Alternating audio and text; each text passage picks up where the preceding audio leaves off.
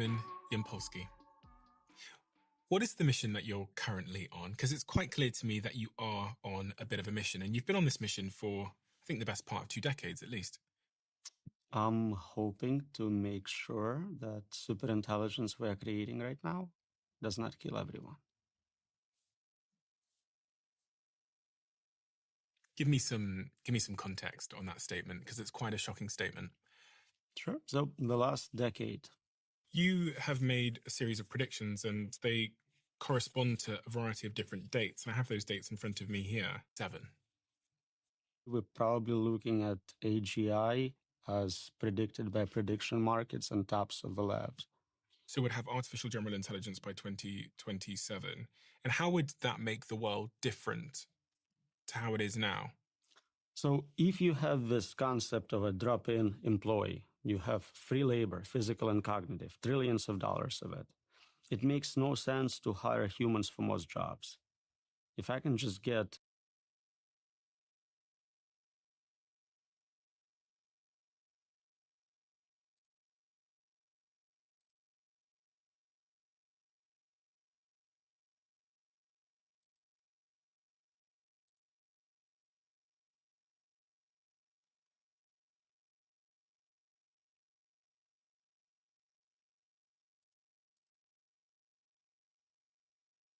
labor can also be automated.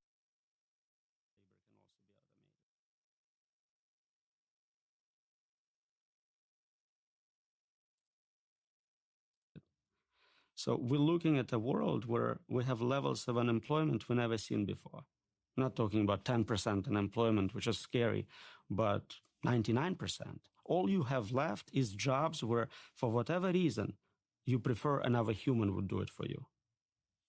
But anything else can be fully automated. It doesn't mean it will be automated in practice. A lot of times, technology exists, but it's not deployed. Video phones were invented in the 70s. Nobody had them until iPhones came around.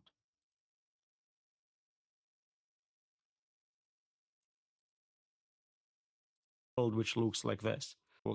And stress test it. So a podcaster like me, would you need a podcaster like me? So let's look at what you do. You prepare, you ask questions, you ask follow-up questions, and you look good on camera. Thank you so much. Let's see what we can do.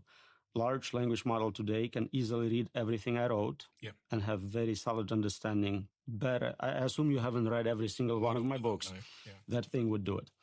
It can train on every podcast you ever did. So it knows exactly your style, the types of questions you ask well, like this type of thing. So you can optimize. Simulation is trivial at this point. So you can make a video within seconds of me sat here and... So we can generate videos of you interviewing anyone on any topic very efficiently, and you just have to get likeness, approval, whatever. Are there many jobs that you think would remain in a world of AGI? If you're saying AGI is potentially going to take out of this anything better in a world of AGI still? So that's the question I often ask people. In a world with AGI, and I think almost immediately we'll get superintelligence as a side effect. So the question really is, in a world of superintelligence, which is defined as better than all humans in all domains, what can you contribute? And so you know better than anyone what it's like to be you. You know what ice cream tastes to you. Can you get paid for that knowledge? Is someone interested in that? Maybe not a big market. There are jobs where you want a human. Maybe you're rich and you want a human accountant for whatever historic reasons. Old people like traditional ways of doing things. Warren Buffett would not switch to AI. He would use his human accountant. But it's a tiny subset of a market. Today, we have products which people pay more. There is no practical reason for it. And I think anything you can do on a computer could be automated using that technology. Okay, so I'm fucked. Good to know. Alrighty then.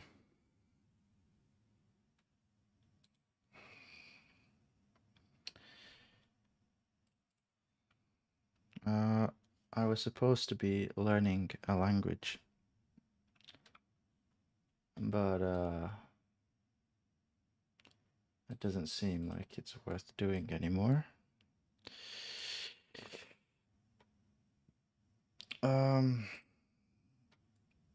We'll just do it for the sake of it.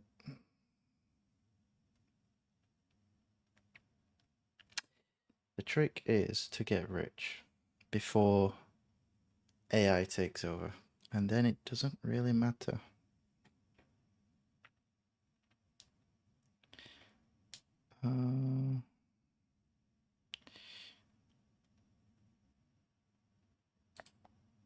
There we go.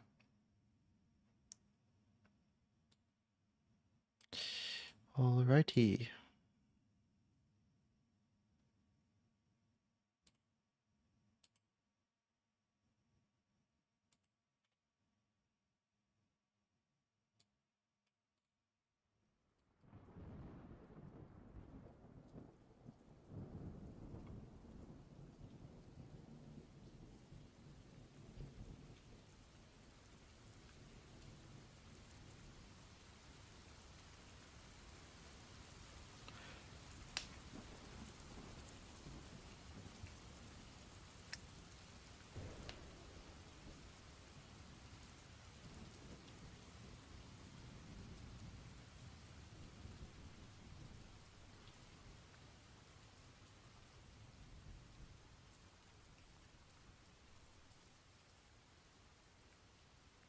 All right, chapter 10.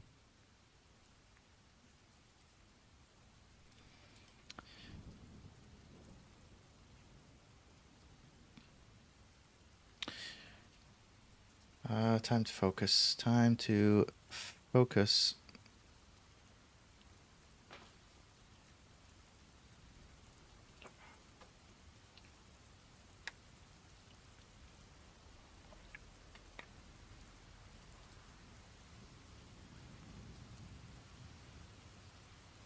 Right. Generic types, traits, and lifetimes. Okay, let's do it. Every programming language has tools for effectively handling the duplication of concepts. Yes. In Rust, one such tool is generics, abstract stand-ins for concrete types or other properties. Okay, we can express this, the behavior of generics or how they relate to other generics without knowing what will be in their place when compiling and running the code. Okay. Functions can take parameters of some generic type instead of concrete types like i32 or string. In the same way, they take parameters with unknown values to run the same code on multiple concrete values. In fact, we've already used generics in chapter 6 with option t, in chapter 8 with vec_t and hashmap kv, and in chapter 9 with result te. In this chapter, you'll explore how to define your own types, functions, and methods with generics. Okay, so that sounds pretty important, actually. First, we'll review how to extract a function to reduce code duplication. We'll then use the same technique to make a generic function from two functions that differ only in the types of their parameters. We'll also explain how to use generic types in struct and enum definitions. Okay, sounds good. Then you'll learn how to use traits to define behavior in a generic way. Okay. And you can combine traits with generic types to constrain a generic type to accept only those types that have a particular behavior. Yeah, okay, so you're making it generic, but it's not 100% like whatever the fuck. There is some restriction to it. Okay. Finally, we'll discuss lifetimes, a variety of generics that give the compiler information about how references relate to each other. Ooh, okay. Okay. Lifetimes allow us to give the compiler enough information about borrowed values so that it can ensure references will be valid in more situations than it could without our help. Okay, that sounds pretty advanced. Removing duplication by extracting a function. All right.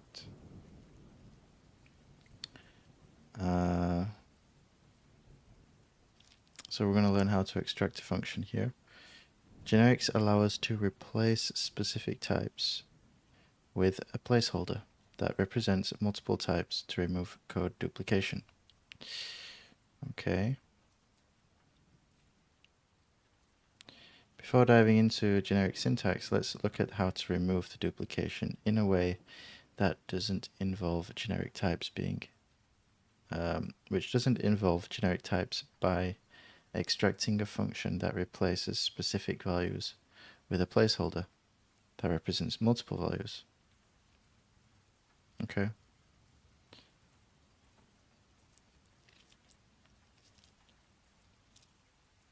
So for example, instead of a string, replace it with a generic type that might accept a string or an integer or a character array or something, I guess, like a vector.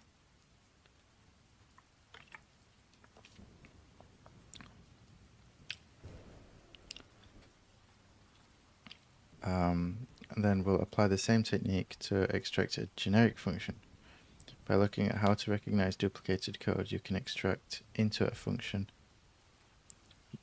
you'll start to recognize duplicated code that can use generics. I feel like I kind of already know this. I mean, like the theory and the concept. We'll begin with the short program in listing 10.1 that finds the largest number in a list. All right.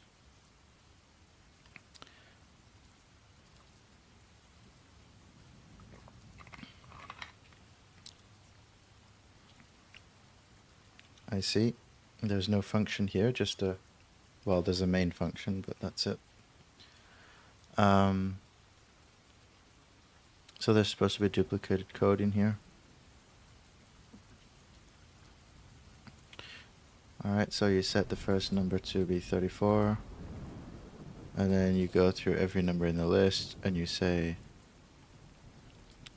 if the number is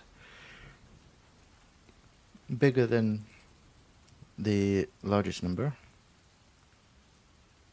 then set the largest number to be the new largest number to be that number. And then by the end of it, you have the largest number, in this case, 100.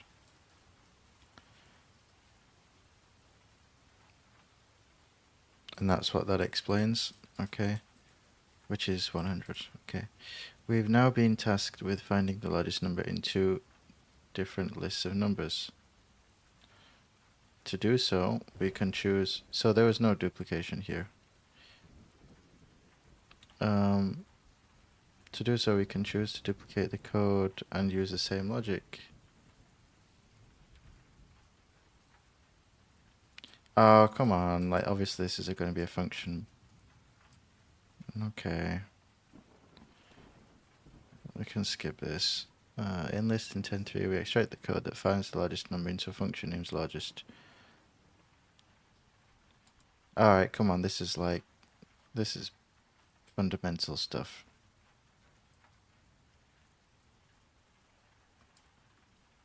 Come on now.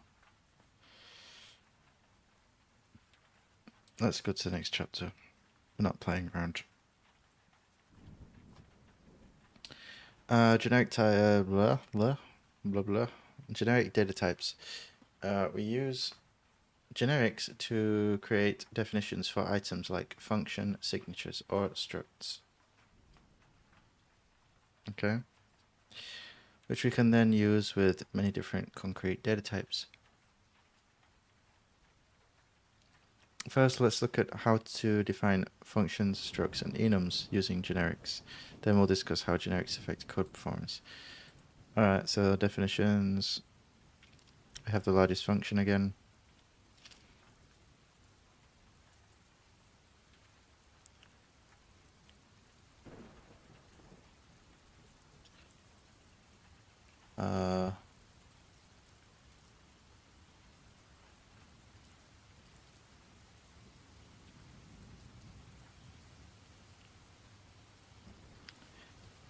Continue with the largest function, shows that both find the largest slice, will then combine these into a single function that uses generics. Yeah, so one's a integer, one's a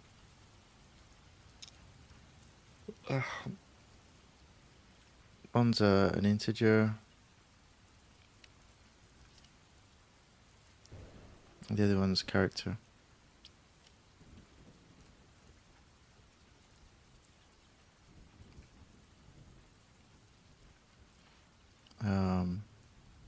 I didn't know you can do this though.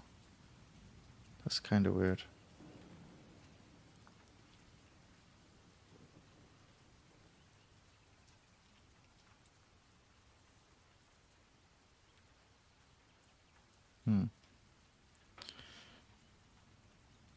Okay.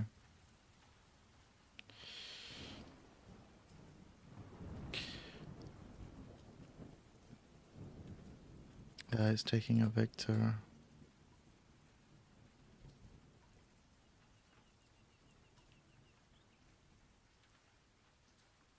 God, it's been over a week and I've forgotten like so much stuff. I understand this though. So what is it trying to say? The largest I32 function is the one we extracted in listing 10.3. Yeah, it finds the largest integer.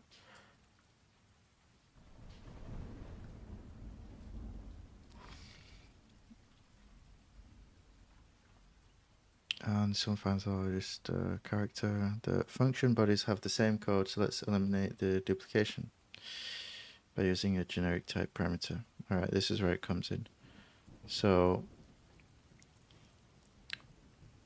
we need to name the type parameter, but just as we do for the value parameters, you can use any identifier as a type parameter name, but we'll use T because by convention type parameter names in Rust are short, often just one letter, and Rust's type naming convention is camel case, short for type T. Is the default choice. Okay.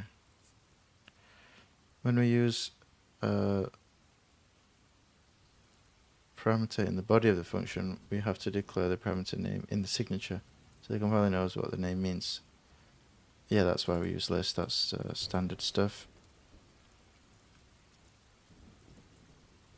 Similarly, when we use a type parameter name in a function signature, we have to declare the type parameter name before we use it. To define the generic largest function, we place type name declarations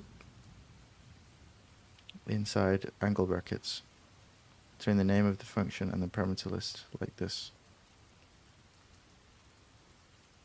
Okay.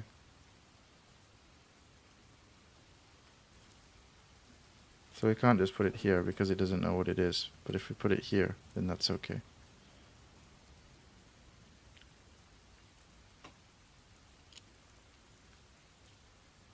So this kind of defines it. Okay.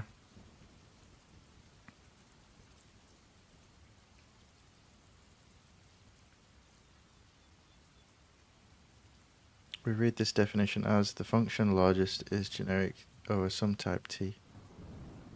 And yeah, I mean, it makes sense. It's not very difficult, I think.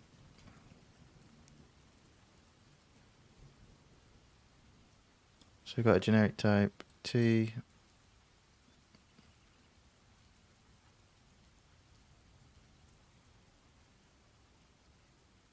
Yeah.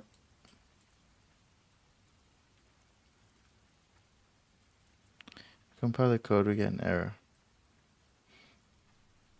Oh, I guess the point is that if you make generic code, then there are certain things you can and cannot do depending on what actual type gets used. I guess that's the point of this entire chapter. However, we understand this. So what's the error message? If we compile this code right now, we'll get this error.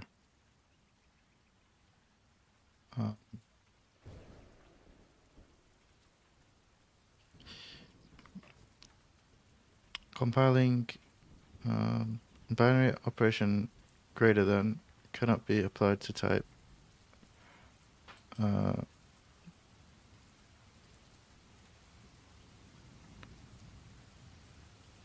Yeah, okay. Consider restricting with trait partial ORed. The help text mentions partial ORed, which is a trait, and we're going to talk about traits in the next section. For now, know that this error states that the body of logis won't work for all possible types that T could be. Because we want to compare values of type T, we can only use types which values can be ordered. To enable comparisons, the standard library has the partial ORed trait that you can implement on types. To fix the code, we can follow the help text suggestion and restrict the types valid for T to only those that can implement partial ORed. The listing will then compile because the standard library implements partial ORed on both I32 and character.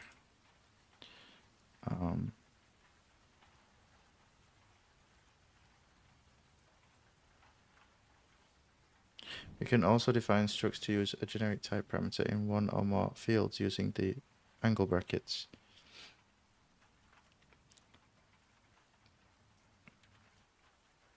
Okay.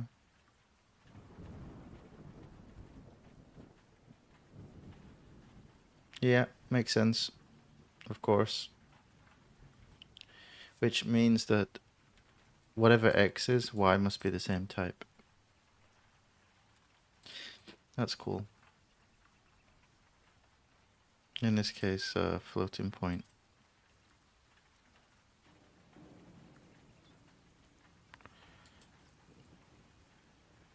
Or an integer. Either one. It doesn't matter. It's generic. That's cool. So that just explains that. That's okay. Now, if we create an instance of a point T that has values of different types, the code won't compile. Integer, floating point. I get mismatched types. Yeah, because T can only be one. It cannot be both. Got it. But now you can do this, where it's TU. And now you can do integer and floating point, and it will take both. Or you could keep them the same. Got it. Alright, moving on. As we did with structs, we can define enums to hold generic data types in their variants. Let's take another look at option T. Okay. Enum option T, sum none. Sum T, yeah. If it's none, it doesn't need a T because it's none.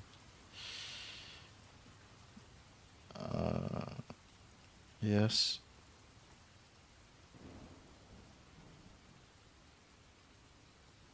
By using option T enum, we can express the abstract concept of an optional value.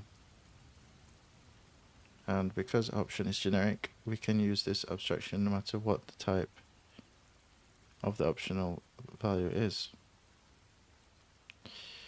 Okay, and here we have the result, TE. Yep.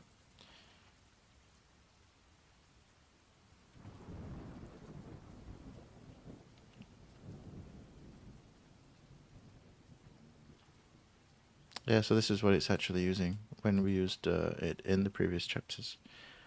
Yep. Got it. Next, moving on, I think we can kind of go through this pretty quickly. In method definitions, we can implement methods on structs and enums as we did in chapter 5 and use generic types in their definitions too.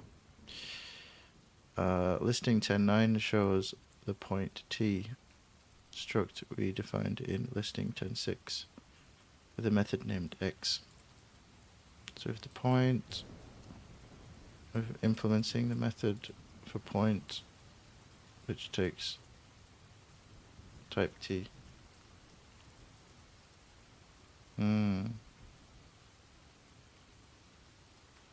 That's a little bit confusing.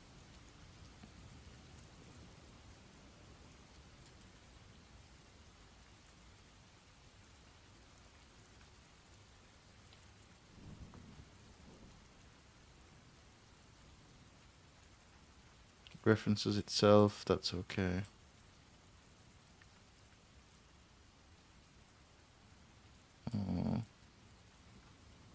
So this just returns the x value of the point.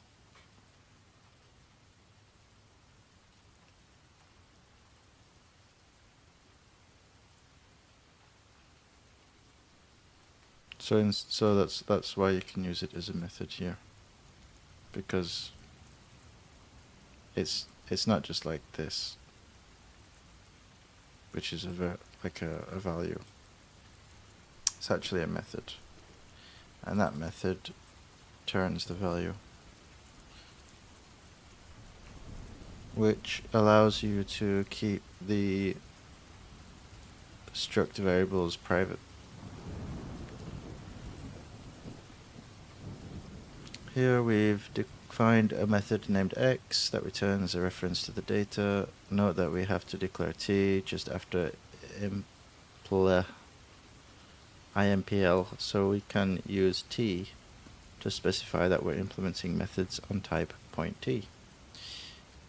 Okay, by declaring t as a generic type after IMPL, REST can identify that the type in the angle brackets in point is a generic type rather than a concrete type. We could have chosen a different name for this parameter than the generic one declared in the struct definition, but using the same name is conventional. If you write a method within an IMPL that declares a generic type, that method will be defined on any instance of that type, no matter what concrete type ends up substituting for the generic type. Okay. I'm saying the word type too much, it's confusing. We can also specify constraints on generic types. Oh yeah, we want to put the constraints. Let's see. So the way we do this is we could, for example, implement methods only on point f32.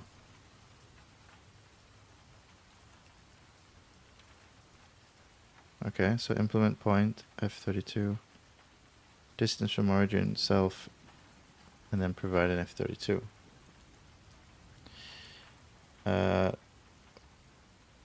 Which is gonna do like a squared plus the square root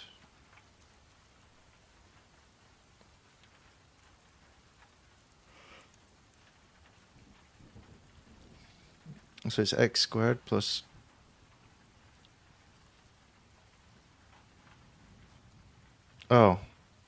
x squared plus y squared and then the square root of it. Yeah. Okay.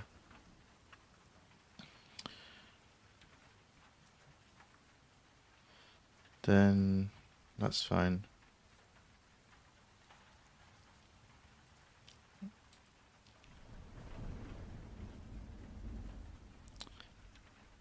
So what else?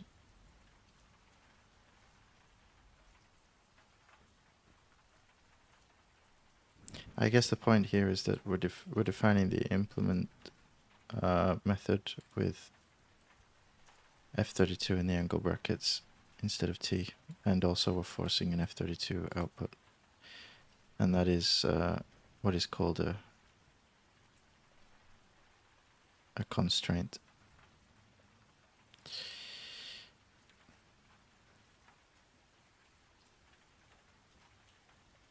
Okay, so this method only gets defined for when t equals f32.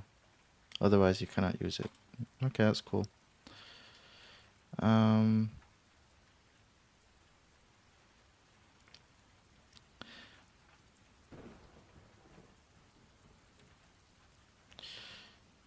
The below code uses generic types x1 and y1 for the point struct, and x2, y2 for the mix-up method. To make it clearer, the method creates a new point with x and the y value from... Okay, so it makes the x value from the self point, x1, and a y value from the passed in point, y2. Okay, let's see. Struct x1, y1. Implement a method on this, x1, y1.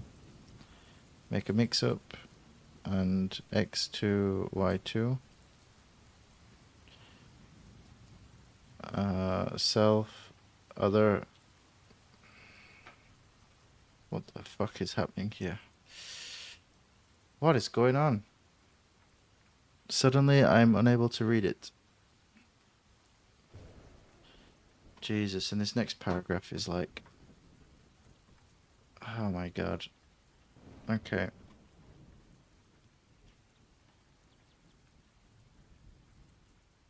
How is this different from the last one? It was just taking one parameter. It's taking an x2, y2. Okay, so it uses generic types x1 and y1 for the point struct, and then x2 and y2 for the mix-up method. Okay. So x1 and y1 for the implement,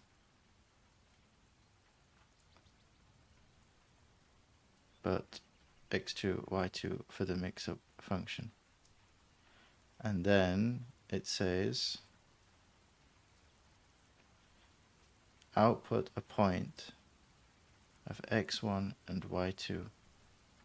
And inside you have point struct with self x, because that is x1. But the other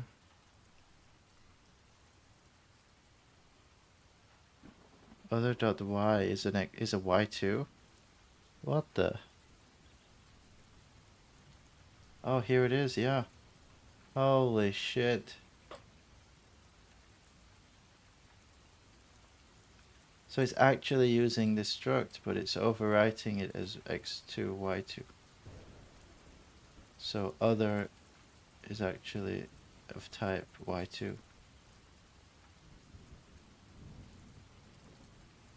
Oh my god. I feel drunk. Toffee.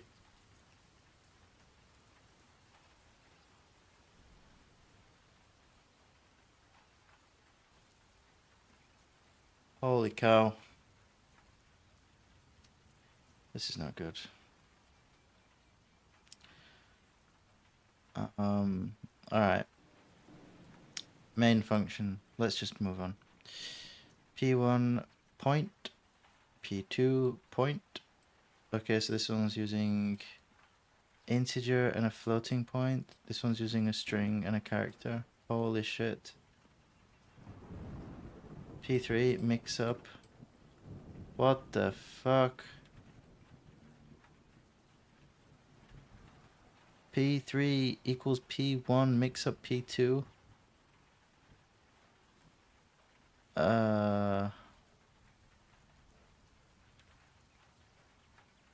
No. P1.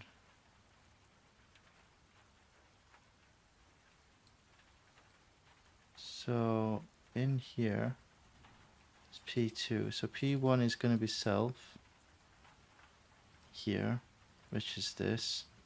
P2 is going to be other, which is this. I'm going to call it P3.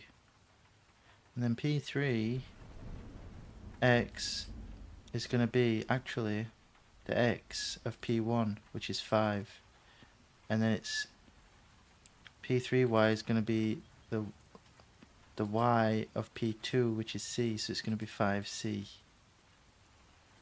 Am I correct? Yes. Okay, we can skip this bullshit. The purpose of this is to demonstrate a situation in which some generic parameters are declared with implement and some are declared with the method definition. Here the what? Okay. Yeah, sure. The generic parameters x1 and y1 are declared after implement because they go with the struct definition. Okay, whatever. I'm done. Performance of code using generics.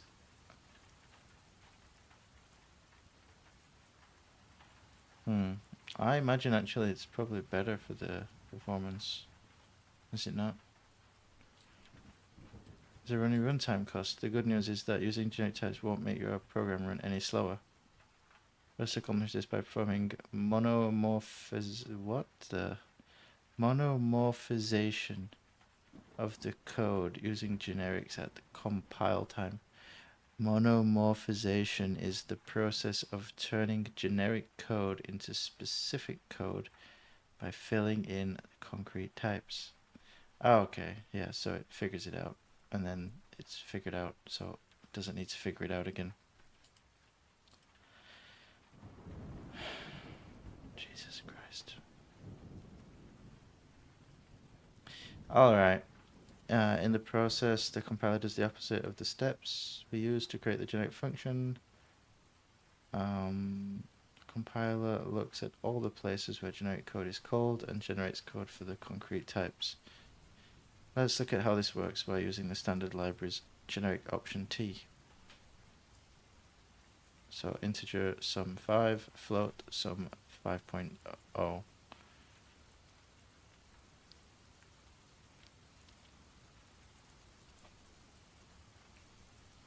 Okay.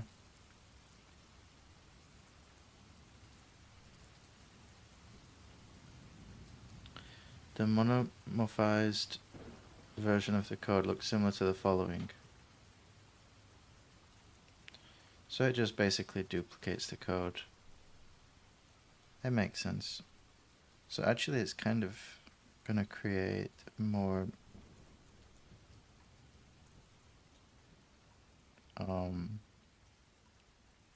code that's loaded into memory, but I guess it's not a big deal. Because Rust compiles generic code into code that specifies a type in each instance, we pay no runtime cost.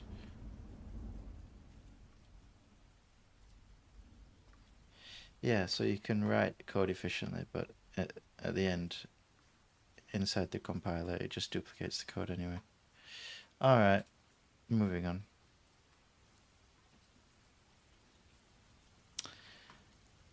Traits.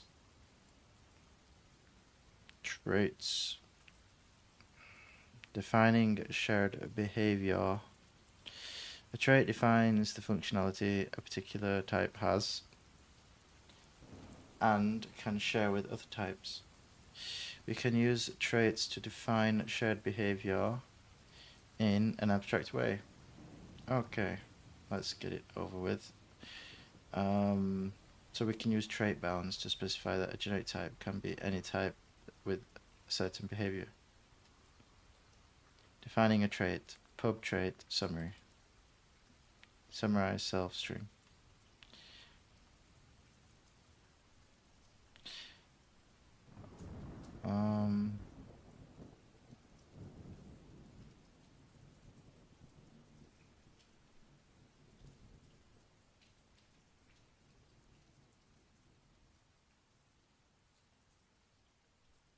For example, let's say we have multiple structs that hold various kinds and amounts of text.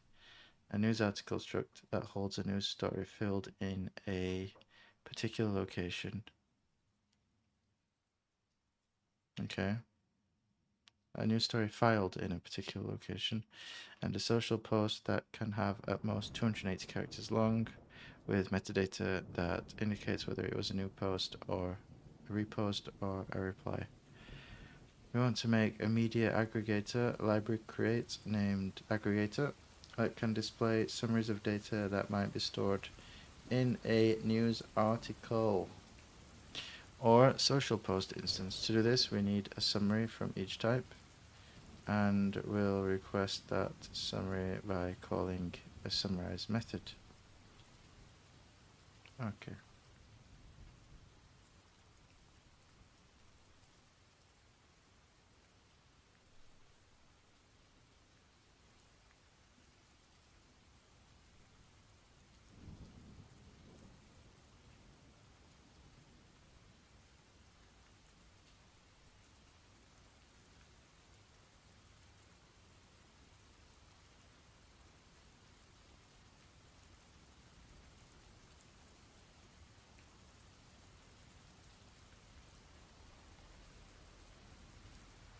So I just put trait here. Here we declare a trait using the trait keyword and then the trait's name, which is summary. We also declare the trait as pub, so that crates, depending on this crate, can make use of this trait too, as we'll see in a few examples.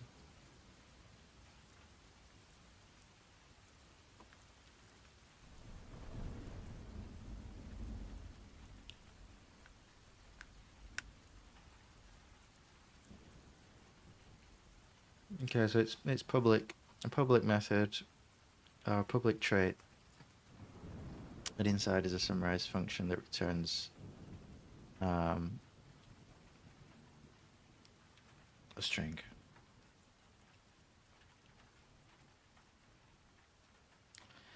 As we'll see, inside the curly brackets, we declare the method signature that describes the behavior of the types that implement this trait. Oh, so I see. So summarize functions are going to inherit this trait. Is that right?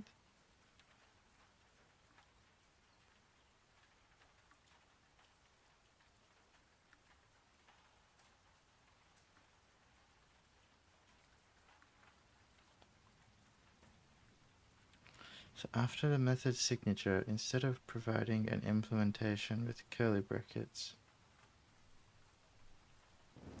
we use a semicolon. Yeah.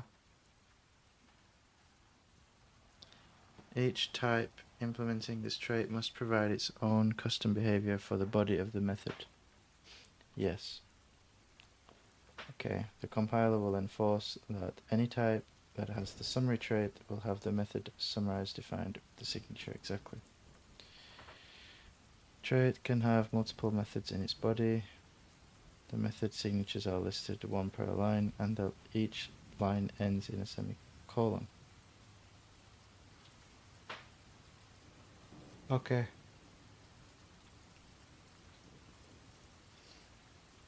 So it looks like, where is it then?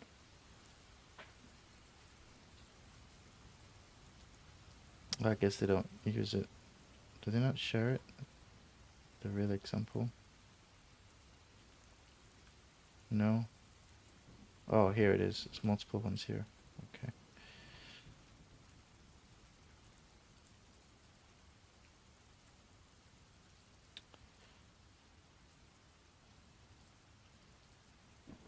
Implementing a trait on a type. Now that we've defined the desired signatures of the summary trait methods, we can implement it on the types. Listing 1013 shows an implementation of the summary trait that uses headline, author, location, return, summarize, blah blah blah. The social post struct we define summarize as the username, followed by the entire text of the post, assuming the post content is already limited Okay, whatever. Public struct news article. Okay.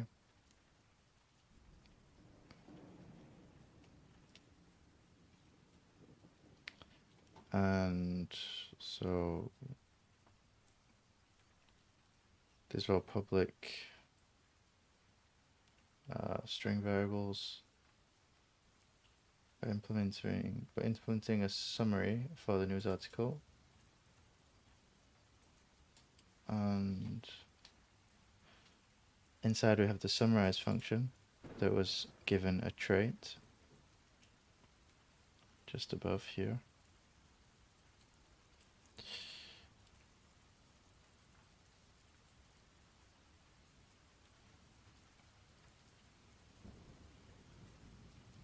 And in the summarize, it releases one big string which contains the 3 strings here from the struct.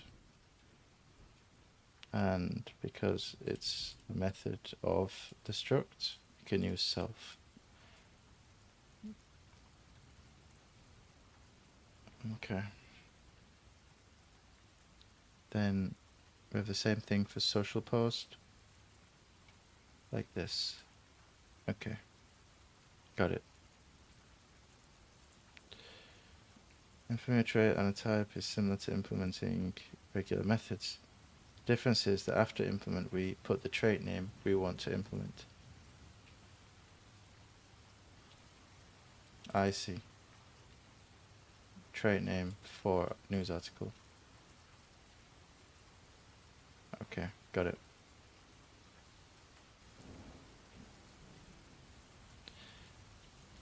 Then we use the for keyword and then the name of the type we want to implement the trait for, which is news article. Okay. Within the implementation block, we put the method signatures that the trait definition has defined. Yeah. Instead of adding a semicolon after each signature, we use curly brackets and fill in the method body with the specific behavior that we want the methods of the trait to have for that type. Okay, so for string, this is the behavior for string.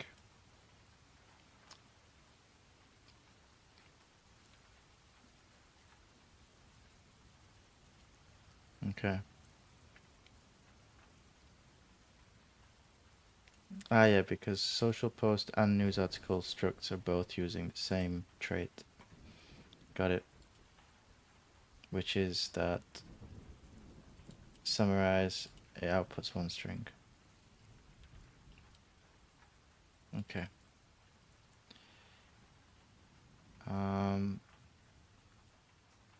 Now that the library has implemented the summary trait on these 2 structs, users of the crate can call the trait methods on instances of news article and social post in the same way we call regular methods. The only difference is that the user must bring the trait into scope as well. Here's an example. Social post summary. Oh, that's the trait.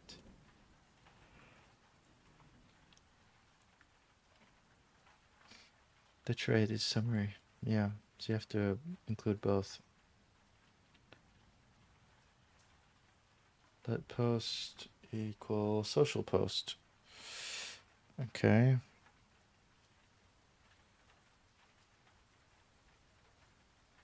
Got it.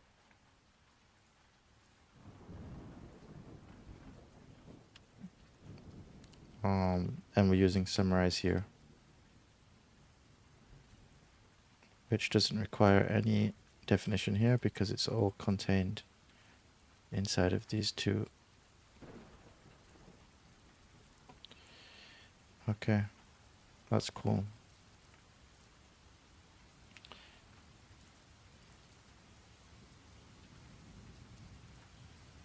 Other crates that depend on the aggregator crate can also bring the summary trait into scope on their own types. One restriction to note is that we can implement a trait on a type only if either the trait or the type or both are local to our crate.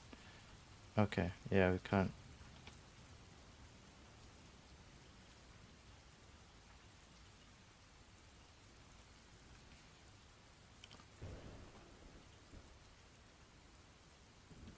Yeah, okay, we can't go to different crates and do that.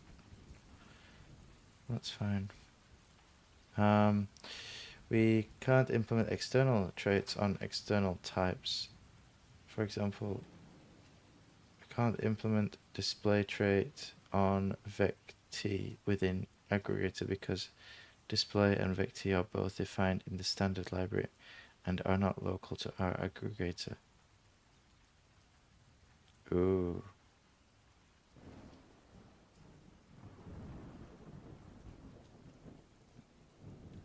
Restriction is part of a property called coherence. The orphan rule.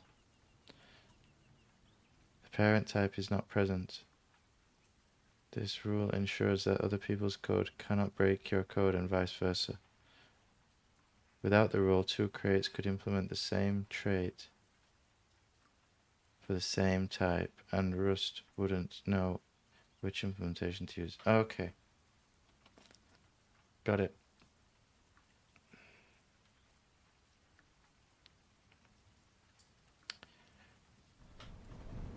This is pretty rough, not gonna lie. Shouldn't be reading this at 11 PM. My god. I think I'll call it a night here. I'm not even halfway. Holy shit. Okay, we'll continue tomorrow.